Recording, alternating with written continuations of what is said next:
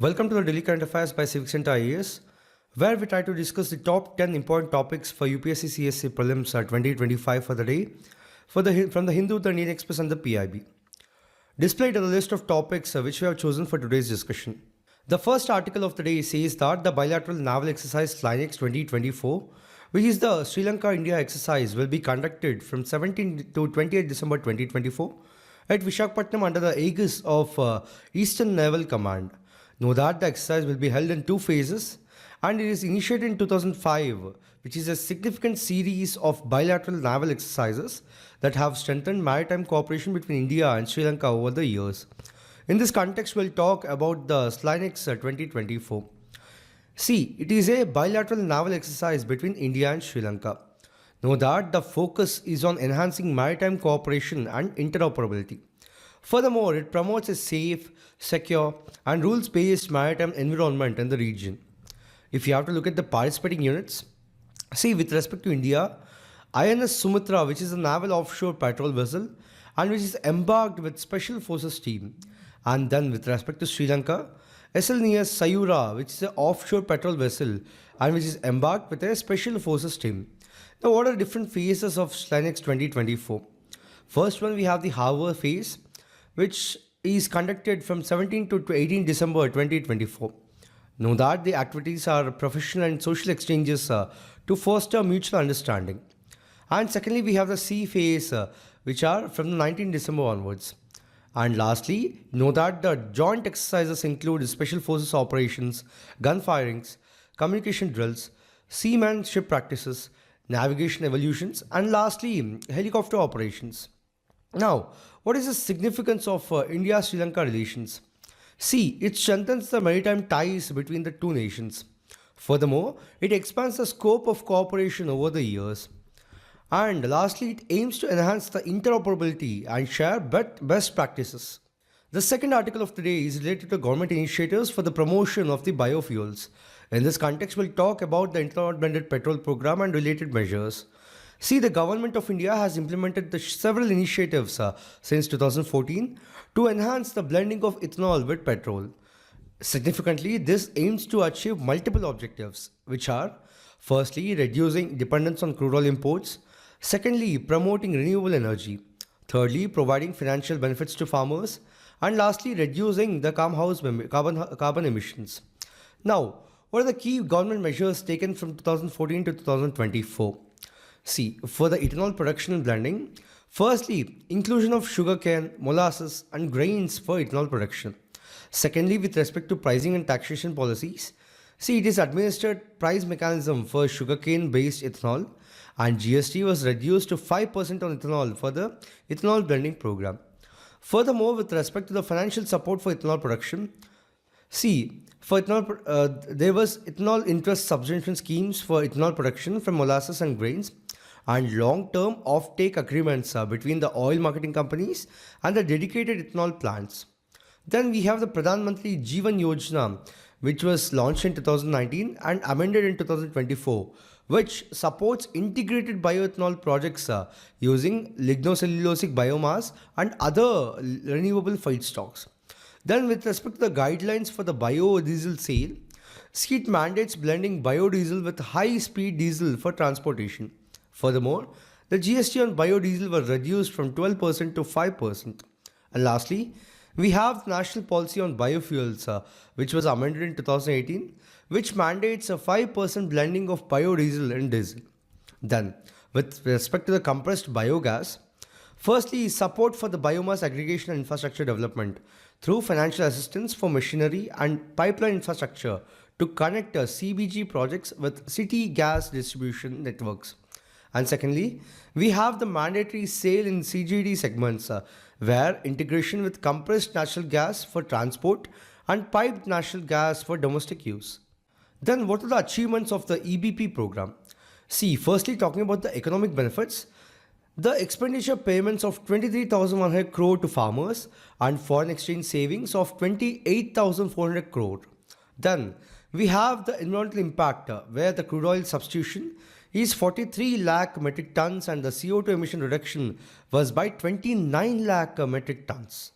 The next article of the day says that the Securities Exchange of Board of India, its board meeting scheduled on December 18th, is likely to discuss and approve various norms, including those relating to initial public offer by small and medium enterprises, unpublished price-sensitive information, and regulatory framework for angel funds.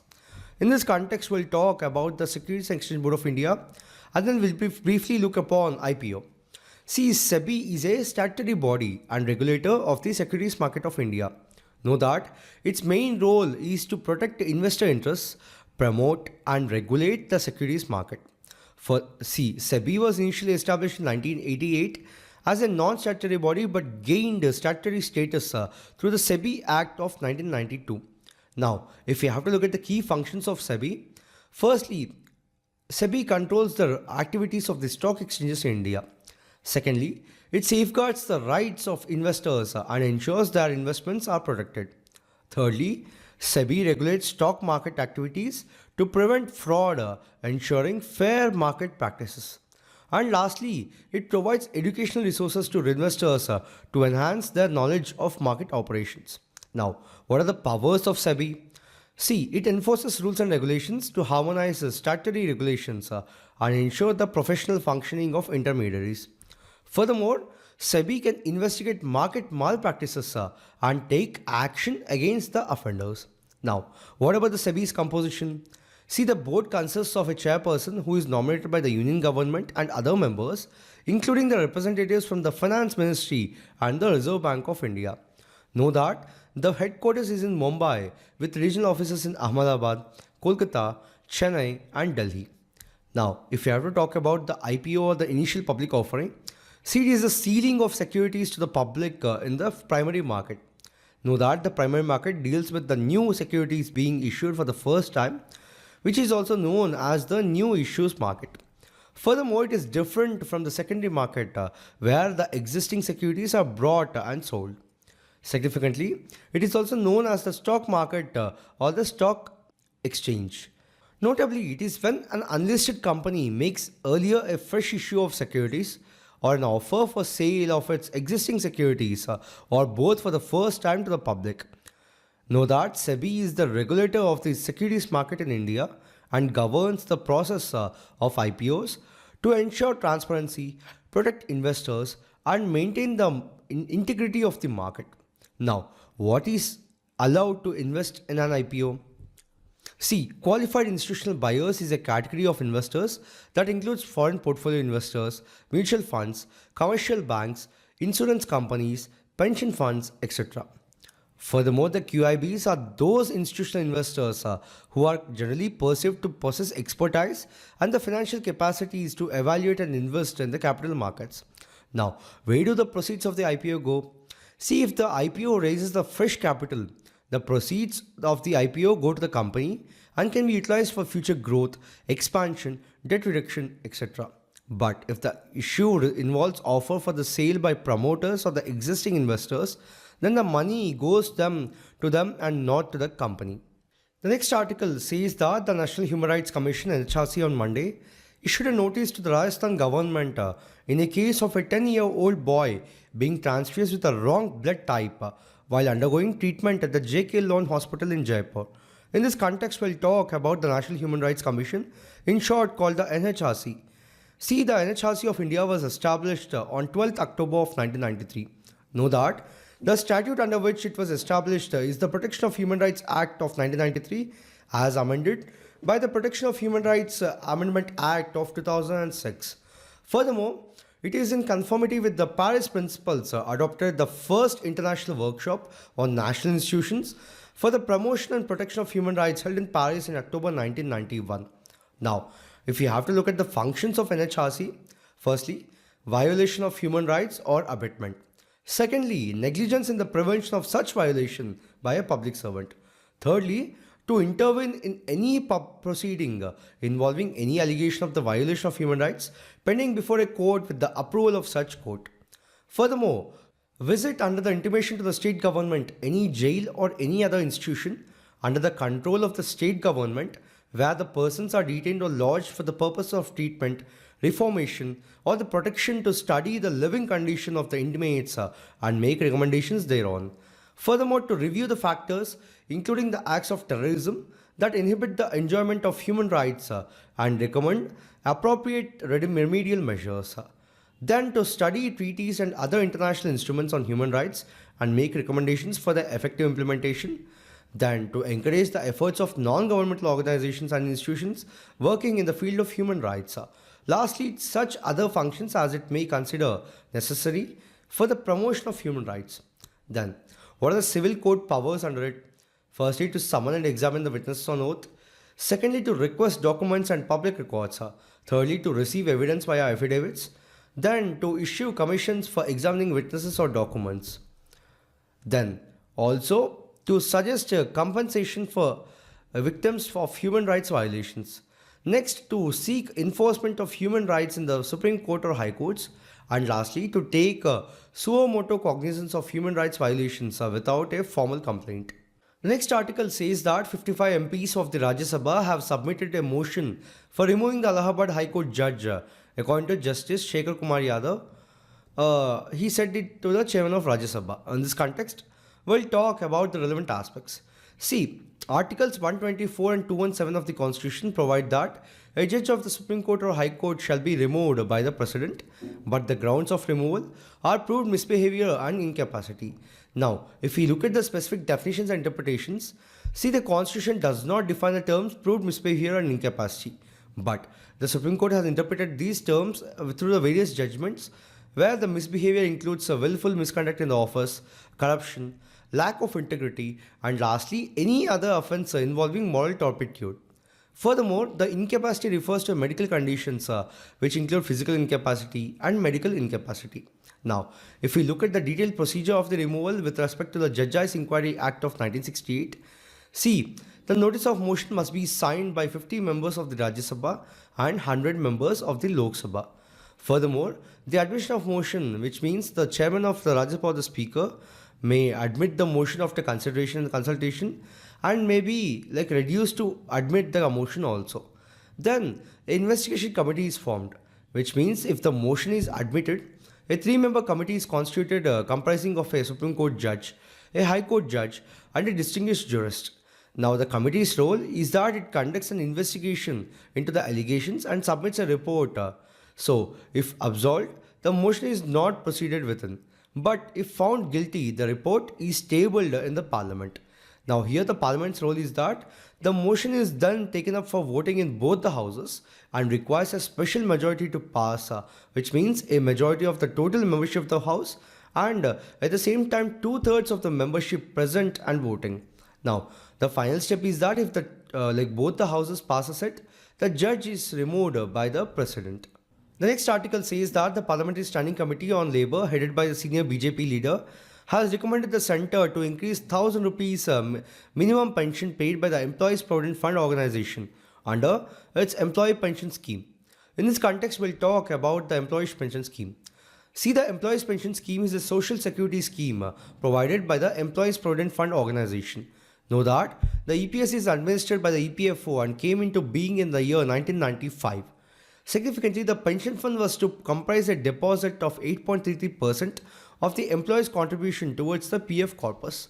Furthermore, the scheme makes provisions for the employees working in the organized sector for a pension after their retirement at the age of 58 years. However, the benefits of the scheme can be availed only if the employee has provided a service for at least 10 years. Also, the existing as well as the new EPF members can join the EPF scheme. Now, moving on to talk about the Employee Provident Fund Organization, in short called the EPFO. See, it is a statutory body that came into existence under the Employee Provident Fund and Miscellaneous Provisions Act of 1952. Furthermore, the act and the schemes framed there are administered by a tripartite board known as the Central Board of Trustees, Employees Provident Fund, consisting of the representatives of the government from both central and state, employers and the employees. Now, EPFO is also the nodal agency for implementing the bilateral social security agreements with other countries. Furthermore, it is one of the largest social security organizations in India, both in terms of the beneficiary base and also the quantum of financial transactions undertaken. Lastly, the EPFO is under the administrative control of the Ministry of the Labour and Employment under the Government of India. Next article says that the Indian government is all set to introduce a constitution amendment bill in the Lok Sabha on Tuesday to put in place a mechanism to implement simultaneous elections to the Lok Sabha and the state legislative assemblies. In this context, we'll talk about the simultaneous elections. See, the simultaneous elections, popularly referred to as one nation, one election, means holding the elections to the Lok Sabha, all state legislative assemblies, and the urban and rural local bodies at the same time. Currently, all these elections are held independently of one another, following timelines dictated by the terms of every individually elected body. Significantly, the concept of one nation, one election envisions a system in which all the state and Lok Sabha elections must be held simultaneously. Furthermore, this will entail the restructuring of the Indian election cycle so that the elections to the states and the centre coincide. Also, this would imply that the voters will vote for the members of the Lok Sabha and the state assemblies on the same day and at the same time. Now, historically speaking, the first general elections of the free India held simultaneously to Lok Sabha and the state assemblies of the states in 1951. And also the next three cycles of the elections also witnessed concurrent Lok Sabha and legislative assembly elections, barring a few stray cases. Now, what are the other states where the simultaneous elections are held? They are the Germany, Japan, Indonesia, the Philippines and Belgium. The next article of the day says that India's wholesale prices rose at 3-month low pace of 1.89% in November, easing from October's 2.4% uptick with food price inflation, decelerating to 8.9% from a 25-month high of 11.6% in the previous month, even as the manufacturing products inflation accelerated to 2%. In this context, we'll talk about the wholesale price index. See, the wholesale price index, in short called the WPI, measures the changes in the prices of goods sold and traded in the bulk by the wholesale businesses to other businesses. Know that it is calculated and published by the Office of the Economic Advisor under the Department of Industrial Policy and Promotion in the Ministry of Commerce and Industry. Furthermore, the WPI data is published monthly with the index value representing an estimate of price level for the month as a whole rather than a specific date. Furthermore, an upward surge in the WPI indicates inflationary pressure in the economy and vice versa. Now, the quantum of rise in the WPI month after month is used to measure the level of wholesale inflation in the economy. Now, how do you calculate this WPI? See, it is calculated by taking a weighted average of the prices of the basket of goods, which each item's weight determined by its share of total wholesales. Now, the basket of the goods comprises of three major groups, which are the primary articles, fuel and power, and manufacturing products. The next article of the day says that in a boost to the National Investigation Agency's powers, the Supreme Court on Monday ruled that the powers of the agency are not restricted to probing offences mentioned in the schedule of NIA Act or accused committing such scheduled offences. In this context, we'll talk about the National Investigation Agency. See, NIA is the Central Counter-Terrorism Law Enforcement Agency of India. Know that the parent ministry is the Union Ministry of Home Affairs. Moving on to talk about its establishment. See, it was created after the 2008 terror attacks as the need of a central agency to combat terrorism was realized. Then, it was established under the National Investigation Agency Act of 2008. Furthermore, the NIA with its headquarters in New Delhi has 18 branch offices across the country. Now, what are the offences under the NIA regulate? See, firstly, it investigates and prosecutes offences related to explosive substances, atomic energy, nuclear weapons, unlawful activities, terrorist activities, hijacking, etc. Then the NIA has the power to regulate any offence given in the schedule of the NIA Act. Also, the NIA Act was amended in the 2019 to enlarge the mandate of the NIA by inclusion of offences relating to human trafficking, manufacture and sale of prohibited arms, cyber terrorism, and the offences under the Explosive Substances Act of 1908. Now, what are the powers of the NIA? Firstly, NIA officers have the power to investigate scheduled offences and arrest people who are involved in such offences. Secondly, in relation to this, the officers of the NIA have all the powers, duties, privileges, and liabilities which ordinary police officers have while conducting an investigation. Furthermore, the administration of the NIA lies with its Director General, who enjoys the same powers as the Director General of Police. Then, while investigating any offence under the Act, the NIA can request a state government to associate itself with the investigation.